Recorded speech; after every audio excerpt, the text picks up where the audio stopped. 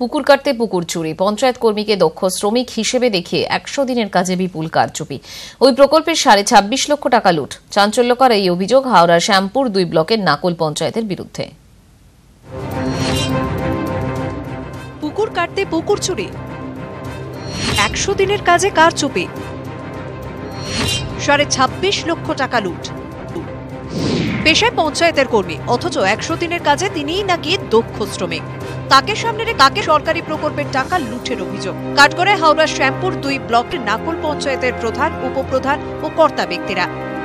আমি যখন জানতাম যে আমি এটা অনলাইন হচ্ছে বা আমি প্রতিবার যখন করতে গেছি, আমাকে ওরা ভয় দেখিয়ে, আমার মেয়ে, ছোট বাচ্চা, আমার সংসার আছে বা আমার স্বামী যায় বা আমার চাকরি খেয়ে নেবো, এইরকম ভয় দেখিয়ে আমাকে এই কাজটা করানো। 2015 সাল থেকে গত বছর পর্যন্ত মমিতার অ্যাকাউন্টে ঢুকেছে 26,59,259 টাকা। আমার অ্যাকাউন্ট থেকে টাকাটা তুলতো, পুরোটাই একদম আমাকে বলতো যে তোমার অ্যাকাউন্টে ঢুকে গেলে তুমি এটিএম বা ব্যাংকে গিয়ে তুলে রাখবে, আমরা তারপর যাকে হোক পাঠাবো, তুমি তার হাতে দিয়ে দেবে। আমি হাতেই দিয়ে দিতাম বা উপপ্রধান সাহেবেরও হাতে অনেকবার দিয়েছি।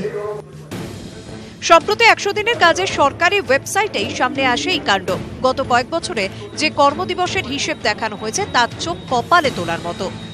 2015 সালে কর্মদিবস দেখানো হয়েছে 2179 দিন, 2016 সালে কর্মদিবস দেখানো হয়েছে 4008 দিন, 2017 সালে কর্মদিবস দেখানো হয়েছে 1354 দিন। অভিযোগ উঠতেই অস্বস্তিতে পঞ্চায়েতের উপপ্রধান। চাপে পড়ে পঞ্চায়েত কর্মীর ঘাড়েই বন্দুক রাখছেন তিনি। এমআইএস একটা রিপোর্ট, ডাইনামিক এমআইএস রিপোর্ট, যেটা তাতে দেখা যাচ্ছে যে এই ম্যানেজের টাকা গেছে। কত টাকা কিছু জানতে পেরেছেন? না, সেটা এখনো তদন্ত না ওঠা পর্যন্ত কিছু বলতে পারবো না। টাকা হাতাতে ষড়যন্ত্র, এই বিপুল দুর্নীতির মাথা কারা?